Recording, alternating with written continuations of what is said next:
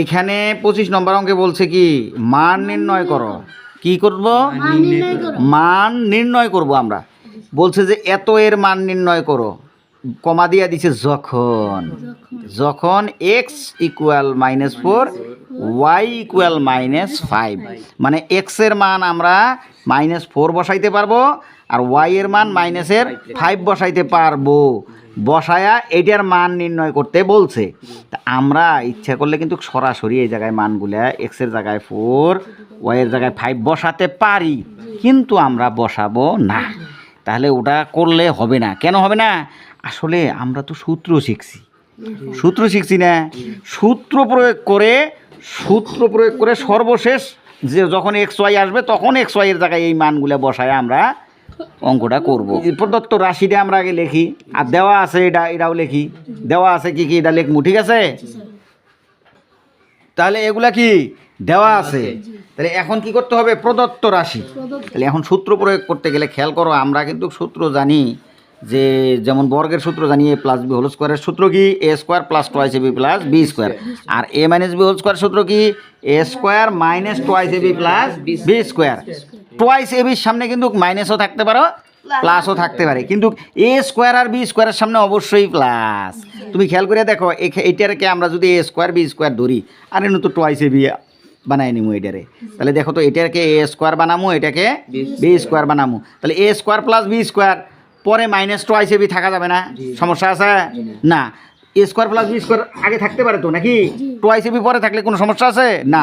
সেই হিসেবে কিন্তু করা দিছে, দেখো খেয়াল করে দেখো। তাহলে এখন আমরা কি করব? এই যে এটাকে বানাবো কি a², এটাকে বানাবো কি b²। তাহলে এটাকে বলো তো a² বানাইতে গেলে কার উপর স্কোয়ার দিলে 25 হবো সেই সংখ্যাটা? অর্থাৎ হ্যাঁ 25-এর বর্গমূল নির্ণয় করতে হবে। এখানেও 36-এর বর্গমূল নির্ণয় করতে হবে, ঠিক আছে? তাহলে 25-এর বর্গমূল হইলো আমার 5। 25-এর বর্গমূল কত? 5। এই 5 আর এখানে কত? এক্স তো আছেই, এক্সের উপর তো অলরেডি স্কোয়ার দেওয়াই আছে। তাহলে এই যে এক্সের উপর, এখন দেখো 5-এর উপরেও স্কোয়ার, এক্সের উপরেও স্কোয়ার। আসলে আমরা ব্র্যাকেট দিয়ে স্কোয়ার দিয়ে দিব। তাহলে এটা দেখো ক্যালকুলেশন করলে এটা রিটার্ন আসে কিনা? আসে। তাহলে 5-এর উপর স্কোয়ার দিলে 25, এক্সের উপর স্কোয়ার দিলে x², রিটার্ন পাইছি। তাহলে এটা আমার a², এ বলতে কে 5x, এ বলতে কে 5x। এবার আসো বি বের করে নেই এখানে। তাহলে হ্যাঁ 6 আর ওয়াই, তার উপরে যে স্কোয়ার দিলাম, দেখো তো 6 6 36, ওয়াইয়ের উপরে স্কোয়ার 36y² রিটার্ন আসছে, মানে আগের লাইন রিটার্ন আসছে, তাই না? এখন খেয়াল করে দেখো a² প্লাস যদি b² থাকে, এখন মাইনাসের আমার 2ab লাগে না? হ্যাঁ আচ্ছা, এখানে কত থাকবে এটা আমার দেখার বিষয় না, আপাতত আমি 2ab বহায় দেই, 2ab। তাহলে এই যে সূত্রের 2, এ বলতে কে জানো? 5x। এই যে 5x, বি বলতে কে 6y। এখন তুমি দেখো এটা রিটার্ন আসে কিনা, দেখো 5 দুগুণ 10, 6 10 60 মিলছে, আর xy মিলে গেছে না? তাহলে আমরা সূত্র প্রয়োগ করতে গিয়ে দেখলাম যে ওটা অটোমেটিক মিলে গেছে, তাই কি না? তাহলে এই দেখো মিলে গেছে। তাহলে এই যে a² + b² - 2ab, তাই কি না? তাহলে এখন যে এই যে হইলো, এখন খেয়াল করে দেখো, এখন এটা আমরা কি লিখতে পারি? a² + b² - 2ab থাকলে কি লিখতে পারি?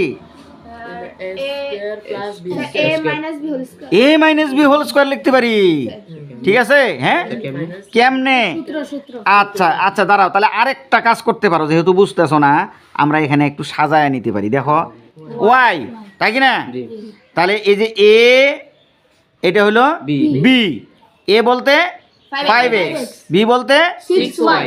এই কারণে এটা টোয়াইস, এই যে এ, এই যে আবার বি, এনু কি স্কোয়ার আছে? নো, এখানে তো ফ্রি এ বি। তাহলে a² - 2ab +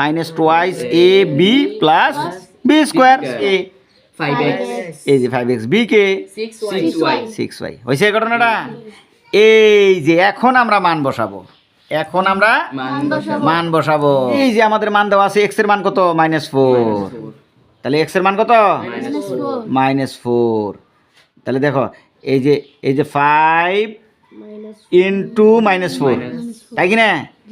ইন্টু এই যে -4, যেহেতু ভিতরে ফার্স্ট ব্র্যাকেট আইছে তাহলে এদিকে একটা সেকেন্ড ব্র্যাকেট দিয়ে দিলাম, তাহলে a-4, তারপরে কত মাইনাস এই যে 6 ইন্টু এই যে ওয়াইয়ের মান কত -5, এই যে মাইনাসের 5 হয়েছে। এই যে সেকেন্ড ব্র্যাকেট দিয়ে বাইরে কি স্কোয়ার। ওকে, এখন খেয়াল করো এই যে এই ব্র্যাকেটটা তুলে দিয়ে এটার সাথে এটা গুণ না, এর সামনে মনে মানে কি প্লাস, হ্যাঁ এই ফোঁটা দিলেও গুণন বোঝায় একই। তাহলে দেখো এই যে 5 আর 4 গুণ করলে 4 5 20, আর এর সামনে কি চিহ্ন প্লাস, প্লাসে মাইনাসে মাইনাসের কত 20 এবার কত, এবার এটা গুণ করতে গেলে একটা চিহ্ন গুণন, মাইনাসে মাইনাসে প্লাস 30-এর থেকে 20 গেল 10, তার উপরে কি স্কোয়ার। আচ্ছা 10-এর উপরে স্কোয়ার মানে কি 10 গুণন 10 কত হয় 100। সবাই বুঝছো?